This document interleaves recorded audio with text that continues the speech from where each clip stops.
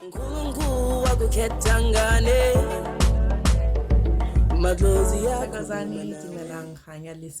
everyone and welcome back to the one-on-one sessions with Kaka. I'm sorry, and I'm your host Kaka. Giving you guys tips, lessons and teachings on everything spirituality.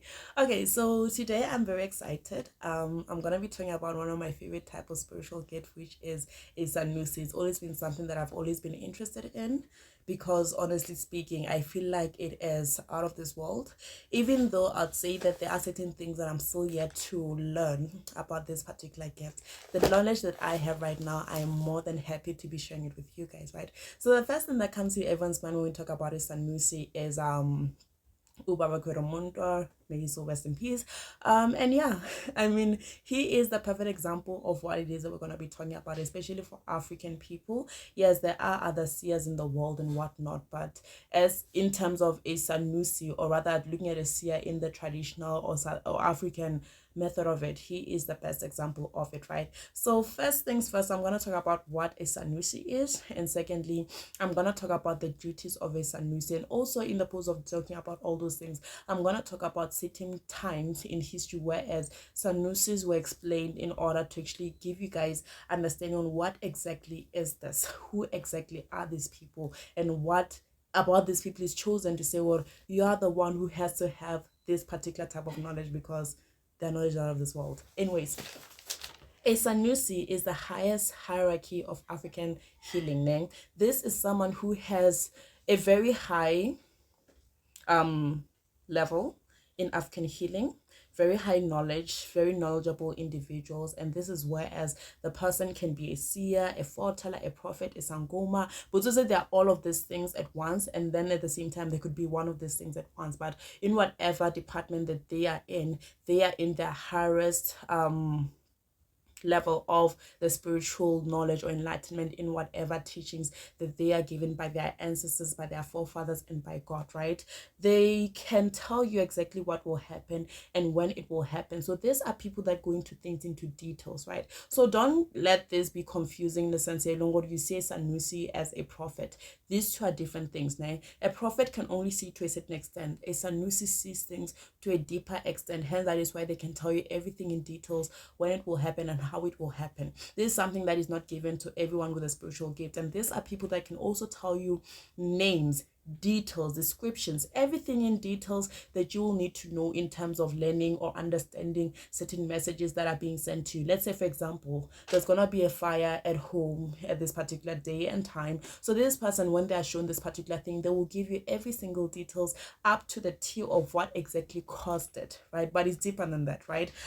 So for me personally, one of the most interesting things, or the one thing that I loved to hear more when I was researching more about the Sanusis, is the fact that the seers or the Sanusis is actually a development of Abalozi spirits, right? So a person who has Abalozi ancestors, if let's say, for example, they have learned or connect with their ancestors up to a point where as they reach the highest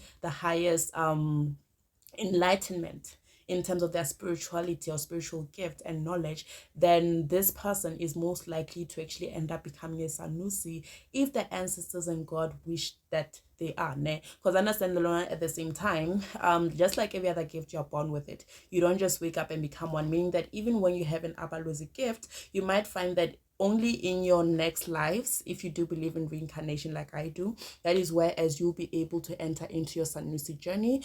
Or if maybe, for example, you are someone who is given that gift and there's a Sanusi within the ancestors that are working with you, that Sanusi can also give you that particular gift and say, you are the one who's gonna get more knowledge in terms of spirituality and gonna be one of the hierarchies of spirituality in general, right? So it is a development of the Abalozi spirits or the Abalozi spiritual gift name. Another thing that I noticed down is that it is a carrier of knowledge name. They are carriers of knowledge of the past, the present, and the future. These people know everything. They know everything. They know about creation, and understand that creation is a very complex topic to talk about, because we are not all certain on everything that happened in terms of creation. We may have breadcrumbs to understand, okay, This is how it started, but not fully understand the details of it. Sanusis know it all. They know about creation. They know about occurrences that led us to where we are today as people, and they know about what will happen in the near future. For some of you guys that have watched Umbaba Kwedo Mondo's videos, even though I haven't watched all of them, like I said, but the ones that I did see, there were certain prophecies or revelations that he came with to say that these are things that are going to happen at this point in time or in the near future. And some of those things have happened, right? So Sanusi is able to see the past, the present, and the future. And whereas they're able to see those things, they can also come and guide you on how it is that you can prevent certain instances or certain situations from happening. And these are dire situations that will affect everybody, that will affect Africa, that will affect people from different parts of the world, and different for people from different religious backgrounds and whatnot, right? Another thing that I pointed down is that a person who has reached the highest level of spirituality, they also hold secrets of creation and ending and the knowledge of other lives. So this is where, as apart from knowing about creation, they also know about how the world is going to end at the end of the day, right? So in terms of how the ending of the world is gonna be, I feel like, okay, because not personally, there are certain things that I did see, even though I still can't make sense of them. There are also a lot of healers that have seen certain parts of how they'd say that the world is gonna end in spirituality, or how God and the ancestors will guide us to show us that this is the end. But a Sanusi, from my understanding, is that this person will completely understand and see things in details. They'll not only see the ending of everything, but they'll also be able to understand what caused it, how it is that it happened, and when it is that it is going to happen. So Isanusi is very equipped and very enlightened. The issue is that, just like every other person, us humans, is that when we are given knowledge, warnings, we tend to not take them seriously, and that is the problem with human race. And hence, that is why at the end of the day, things are going to happen. We're going to be like, how the hell did we get here? Because we did not listen to the prophets when they told us, or the seers when they warned us initially, right? Another thing that I noted down is that a seer or a sanusi can get knowledge directly from God. So these are people by Longori, yes, they connect with their ancestors, but their main source of knowledge is God himself, right? And whereas they receive message from God, him or herself, I don't know if I should even generalize the divine being, the creator itself, but they get their information from the creator, meaning that when you get information from the creator, that means that you get things into a more detailed perspective as compared to someone else who's getting them from the ancestors. Because remember that the ancestors are messengers of God. So with us, we have a middleman, which is the ancestors for us, but a sanusi, for them, they get it directly from God itself to allow them to fully understand and see exactly what happens. So certain things can be hidden from the rest of us, whereas we might know that certain things are about to happen, but not know exactly how it is and when this is going to happen. But a seer will be able to be shown everything in details without any hidden aspects of it in any way whatsoever. So it is beautiful. It is amazing. Honestly, it is the best gift ever. I'm not jealous. I'm not trying to view what I'm just saying. It's okay. I low-key wish I was one, but can't get everything. I should be content with what it is that I have, right? And at the same time, there are also biblical scriptures that talk about the seer to give more clarity and understanding on what a seer is, to actually help differentiate between a seer and a prophet, right? But bear in mind, even though I'm going to share this, I'm still not a Christian or someone who delves much into the Bible for my own personal reasons, and I've made a video about that. I'm just using this to actually give context and more understanding to what it is that I'm saying, because like I said, God is the main man that the the main man that the Sanusi or the seer communicates with, right? So there is a verse which is Isaiah, I think it's Isaiah 29 verse 10, right? And God says that he has closed the eyes of the prophet, right?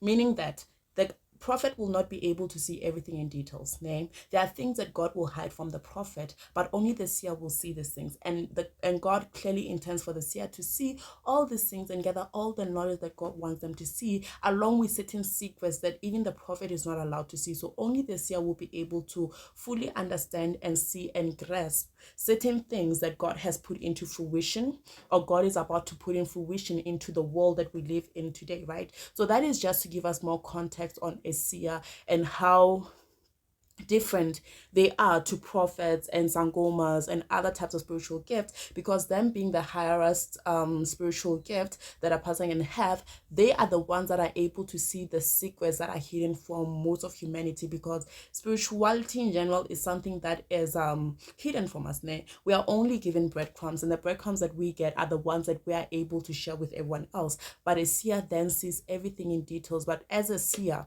there's a lot of things that are kept a secret. Name the secrets that are given to you by God are also secrets that you need to keep to yourself. There's a reason why you're shown these things. Some of us will never understand why, but there will be a reason why these people are shown certain things, and not everything is supposed to be known by everyone else. Okay.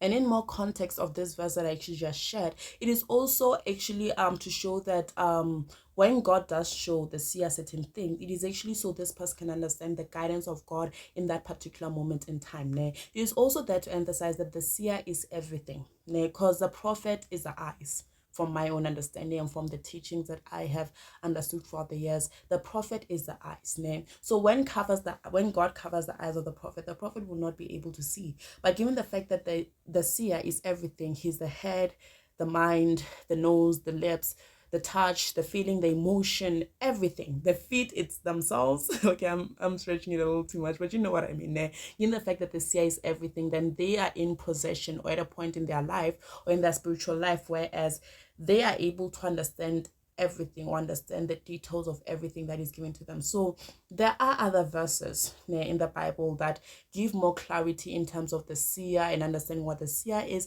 And that is not the only verse, but I am not going to go through all biblical verses because you know how I stand with that. But all in all, it is actually just to show that the seer is everything. Yeah, so everyone can understand that there is a distinctive difference or a distinctive line between a seer and a prophet. So you guys can be able to understand that these are not the same things, right? But all in all, a seer or a sanusi cannot be caged in the brackets of a prophet or a nyanga. Name. And the reason why they cannot be caged in this bracket is because they have spiritually ascended to the highest form of spirituality, and they get their guidance directly from God itself, from the creator itself.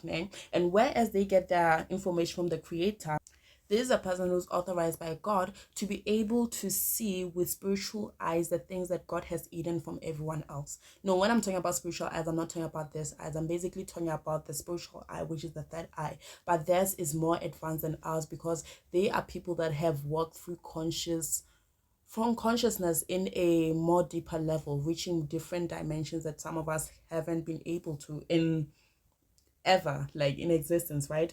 And I also noted that this is a person, or rather everything that we have or are gifted with, that we possess as spiritual people, the seers can possess all of it and even more, or rather the seer has possessed all of it and more. The seer will have full understanding on different types of gifts, where they originated, how they are used, and how they're supposed to be used. And even if a seer is shown to you, or you are shown to a seer, this seer will be able to get full details even on how it is that you need to appease the ancestors, even things that are hidden from other sangomas, gobelas, you name them, prophets. Things can be hidden from them, but a seer will be able to see and identify those things. And Lorana, I feel like it's one of those gifts that when you are given it, you're also like, they see your heart, because certain type of knowledge, not everyone can have them. There are a lot of cool people in the world, so only a person with the purest of heart can actually possess this particular thing, and that is something that is quite rare to have in this day and age, if I'm being honest with all of us. And honestly, just like every other spiritual gift that is there in this world, there are duties that a seer must have in their world, in their life. There are duties, certain tasks or authorities that they must be in charge of while they are given this gift, while they work as sanusis or seers. So I noted down some of the duties, even though I do feel like there's still more that we are not well equipped in, or I'm not well equipped in. But if there's anything that you guys feel like I left out in terms of these duties, please feel free to let me know so I can be able to add them in a second video, if there will be a second video based on the Sanusi or the seer, right? So here we go. So the very first duty of a Sanusi or a seer is to uplift people in spirituality. Understand that there's a lot of people who are spiritually gifted, but they do not want to uplift other people, right? And some is not that they don't want to, they're not supposed to. There are a lot of secrets in spirituality that we need to keep to ourselves. That keep that in mind, name. So a Sanusi is supposed to uplift people through spirituality. And in terms of uplifting people through spirituality, it doesn't necessarily mean teaching people certain things in spirituality, but being able to warn and guide people due to like certain things that are shown spiritually. Name. For example, I talked about certain things, or rather certain prophecies that a seer can have to warn us. A Sanusi can have to warn us and say, this is not the right thing. If you do this, this will be the outcome. Instead, do this. That is the main purpose. That is uplifting people through the powers of spirituality that is granted by these people, by God. Ne? That is granted to these people by God. Ne? Secondly, they hold and keep certain wisdom and pass it over to those who are rightfully supposed to receive it. Name. So certain wisdom and certain knowledge and wisdom and secrets that the Sanusis have, right? They will only be able to pass it down to people that are rightfully supposed to have them.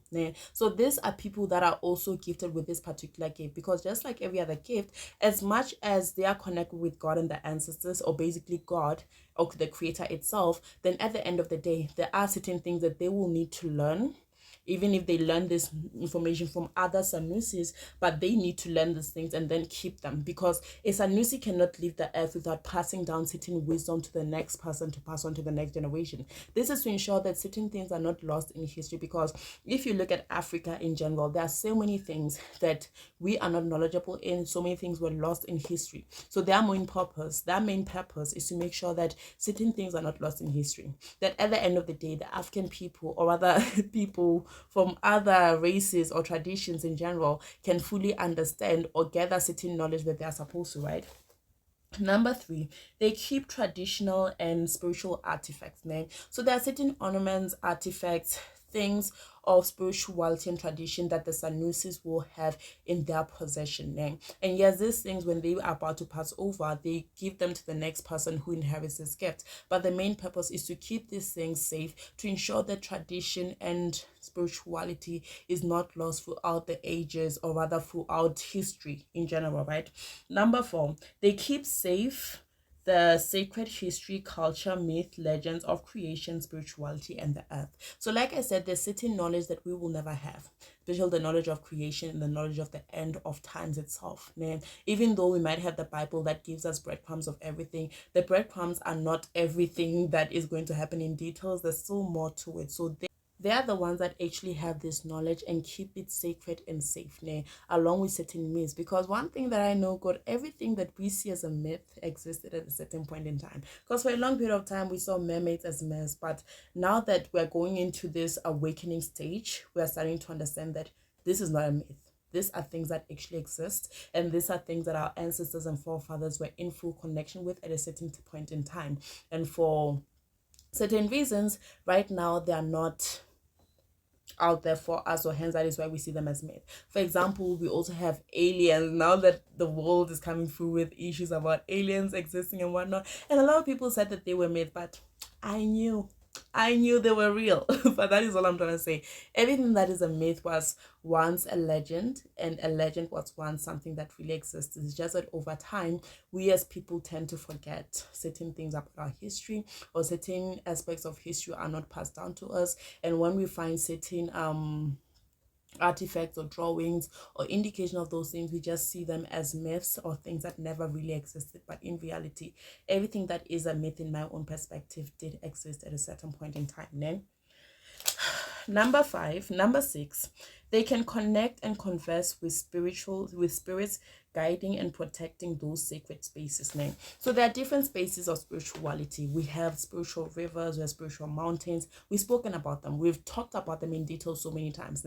So those people, or Sanusis and seers, they are the ones that are able to fully connect and communicate with these things. They are the ones that can fully see them. Because there are certain people that when they see this spirits that are in secret places, you'd find that something happens to them. Some of them are never the same again. Some of them will never even utter a word again. Some of them become mentally unstable after that, because those are sacred things. Those are things that are not supposed to be seen by the naked eye. But a Sanusi and a Seer is someone that will be able to see them, and someone that can also be able to venture through certain spiritual portals and fully get knowledge and understanding from these particular entities and spirits that are guiding and protecting certain spiritual places. And also they can then get the full background story of the creation of this particular spirits and what knowledge it is that they have. So you'd find that certain Sanusis, they have certain information or knowledge that is given to them by also these spirits as well, as opposed to God himself. But you know, it's that thing, you know,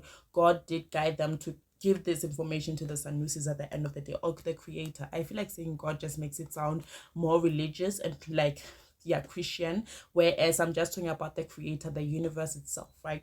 Number 7, ne? So I basically wrote that in Soto, but what I'm actually trying to say is when I'm putting it in that time is basically me putting a bracket into all the sacred things. There are sacred things that we as Sangomas are taught, we learn throughout the years and ages. Some people call it Sipirisa Wongaka, there are Sipirisa Boporofeto, Sipirisa Sejo. Those are basically secrets of spirituality in general. They keep them, they know them. Certain secrets that we feel like, oh, we got them all to ourselves as Sangomas, they have them, ne? But their main purpose is to make sure that these particular things are kept a secret, ne? So basically what happens, Gore, if a Sanusi or a Seer chooses to overshare or not respect the secrecy in certain things in spirituality, then this is someone who's going to be punished severely by God and the ancestors, because there are so many things that are not meant to be heard by the ears or meant to be heard by everybody. There are certain things that are supposed to be kept to yourself. That is why, Lina, in some of my videos, as much as I'm a Sangoma and just a prophet, there are certain things that I will never really go into details about, because I know and I understand that certain things, yeah, you're not allowed to share them with people. And yeah, we've gotten into a generation whereas that is no longer respected, but that is not my business. And lastly, the last thing that I wanted to point out regarding a Sanusi or a Seer is that they can access the deepest earth medicine that most healers cannot, even if they try. So in terms of spirituality and spiritual healing and the art of healing, there are a lot of medicines that are there in this world. Mother Earth itself is a medicine. There are people that I've seen with my own two eyes really take sand or soil and heal people with those things. Like, it is still something that I still can fathom fully, but it does happen, right? So a Sanusi is someone who has full knowledge on most of these healing techniques, most of these medicinal techniques that are given in breadcrumbs to certain people. For example, one can be taught, or rather given the gift, to understand herbal healing, others water healing, others crystal healing. But a Sanusi can access all different types of healing, even the types of healing that men are not supposed to know about, or rather healings that were known by our forefathers and ancestors, but we've gotten to a point whereas they're like, men are not supposed to know of because of certain reasons. But a Sanusi can actually have knowledge of those things, and certain times you find that different types of healing are kept to themselves. So basically the Sanusis believe mostly in the Earth Mother. I'm not saying that the Earth Father isn't there or whatnot, but their main source of information, or rather their main deity that they're looking at, is the Earth Mother. And through the Earth Mother, that is whereas there's a lot of healing. The Earth Mother is a signification of nurture, spirituality and healing and whatnot, and that is what the Sanusis look into in terms of healing. But basically, that is where we can all go regarding this information that we did get about the Sanusis and the Seers. I hope you guys fully understand what what it is that we spoke about, and I hope there's a lot of clarity regarding it. There is more that I still want to look into regarding them. I don't want to lie. I feel like it's quite interesting that I feel like this is not enough for me. But honestly, as soon as I get more information on this type of gift, I'm gonna come back and share it with you guys so you guys can have more understanding and clarity regarding it. If there's anything that you guys feel as though I haven't pointed out or I didn't point out enough, please leave it in the comment section and I will be sure to add it in the next video of the Sanusi or the Seer if there is another one. Anyways, thank you guys for joining me. Have a beautiful one. Takozani. Bye bye.